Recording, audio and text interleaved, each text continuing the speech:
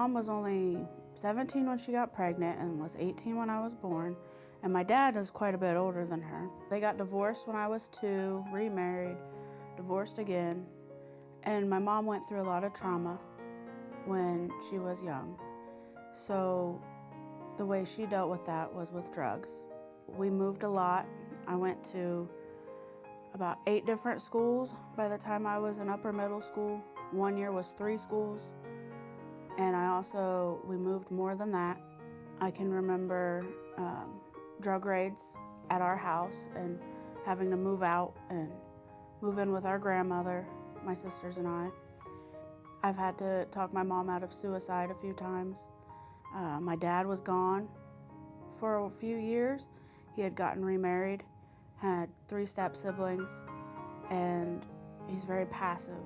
So he was with that family and didn't want to deal with the drama between my stepmother and my mother. But we had like 6 different stepdads. My mom kept getting remarried throughout all of that time. Yeah.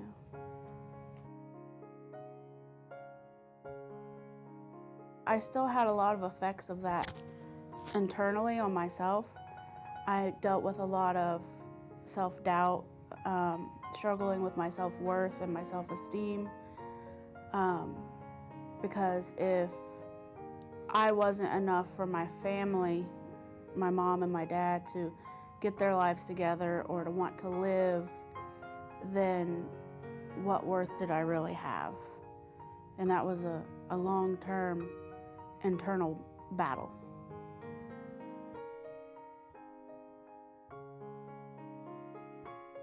We used to have the bus ministry at Tabernacle Baptist Church, and they would come and pick up kids throughout town, mostly poorer areas. And so my mom would send us. We also had an outreach at Tabernacle that would go into some of the community buildings in the low-income housing and would do like little Bible times, and you'd get free snacks and stickers, and your parents would ship you off so they didn't have to deal with you. But through all that, I got to know a lot of different adults and see how they were different. So I knew growing up that my life was not like other people's lives.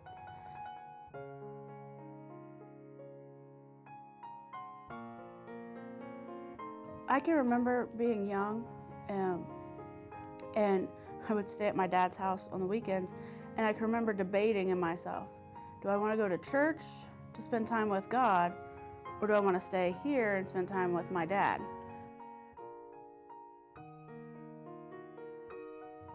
I know my connection started young, and I think a big part of my connection with God started with the love of others and having such selfless people that had no obligation to love me, to care about me, to help me, come into my life, to play games with us, to tell us stories, and to make things real. And their influence just continued as I grew and showed me how real God is. And, praying and talking to Him, I knew I was heard and listened, and that He was always there. He was one of the few constants I had in a life that was continually changing.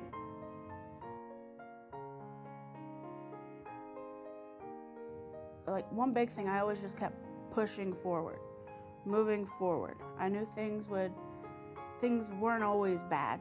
There's good times. I have tons of good memories and fun times. So I knew if I could persevere through the bad times, the good times would come. I became a teacher in part because of all of the wonderful teachers I had, that every day they were there. They loved me. They wanted to help me have a better future. And I was able to work towards that better future with the help of God and with the skills that I was able to learn.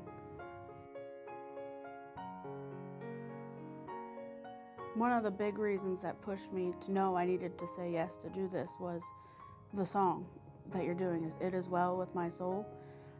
It's been several years now, but we went to, a bunch of women went to the Shiloh Woods women's retreat.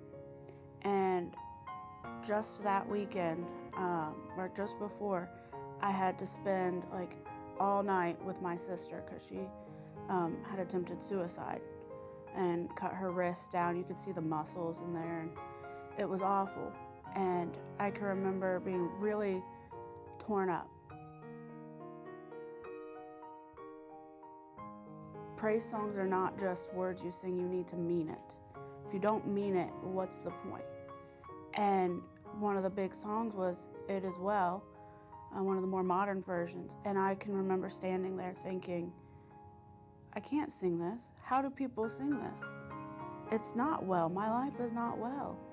My sister is suffering. My family has been suffering. Like, how can anyone say it is well? And by the end of the retreat,